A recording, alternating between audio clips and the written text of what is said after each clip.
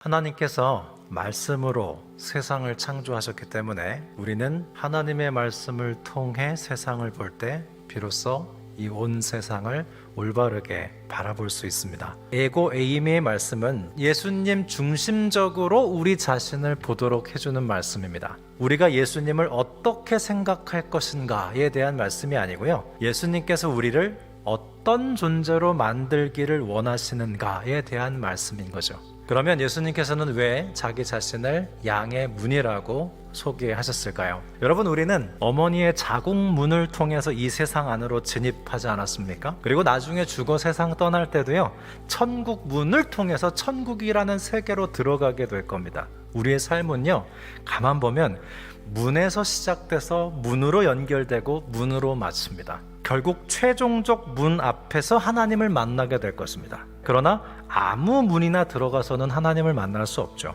요한복음 10장 9절을 헬라어 원문으로 보면 내가 그 문이니 라고 되어 있습니다. 예수님께서는 많은 문들, 여러 문들 중 하나가 아니라 정관사가 붙은 유일한 그 문이라는 겁니다. 즉 예수님만이 구원에 이르는 유일한 문이라는 말씀이죠. 문의 속성은요, 열려 있으면 들어가고 닫혀 있으면 못 들어간다는 것이죠. 그러나 순서상 문은 이미 열려 있기보다는 항상 닫혀 있습니다. 그리고 천국 문은 문고리가 밖에 없고 안에 있답니다. 왜일까요? 천국 문은 안에서 열어줄 때만 비로소 들어갈 수 있기 때문이죠.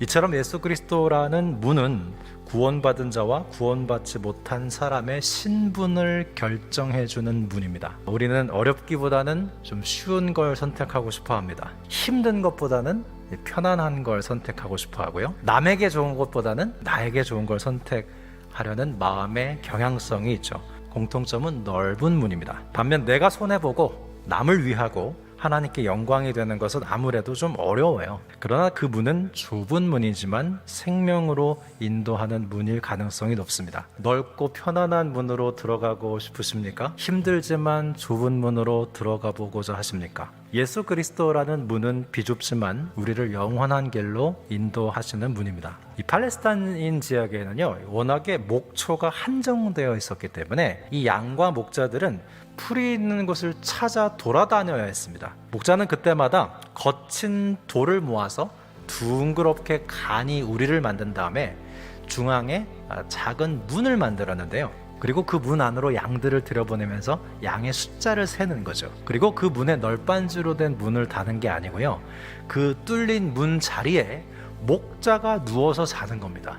그러면 놀랍게도 양들이요, 절대로 목자를 넘어서 나가지 않는다는 거예요. 그래서 목자가 나는 양의 문이라고 한 거죠. 그러면 절도와 강도와 도둑은 누구를 말하는 것일까요? 예수님께서는 요한복음 10장에서 이 바리새인과 서기관들이 양들을 살리는 자이기보다는 죽이는 자로서 절도요 강도라고 말씀하신 것이죠. 우리는 양의 문이신 예수 그리스도라는 문으로 드나들기 위해서 어떻게 해야 할까요? 우리의 일상에서 선한 목자 되신 주님의 음성을 듣는 것은 대단히 중요합니다. 하루만 해도 주님의 양인 우리에게 목자의 음성이 아닌 여러 가지 음성이 얼마나 많이 들려옵니까? 만일 우리가 목자의 음성보다도 세상의 음성, 강도의 음성을 더 많이 들으며 살아가며 방황하게 된다면 여러분, 우리는 구원의 문으로부터 점점 멀어지게 될 겁니다. 우리에게는 이미 구원의 문이 활짝 열려 있습니다. 지금도 양의 문이신 예수 그리스도께서 우리를 푸른 초장으로 인도하십니다. 우리가 세상의 음성이나 강도의 음성이 아닌 오직 양의 문이시오 목자 되신 예수님의 음성을 따를 때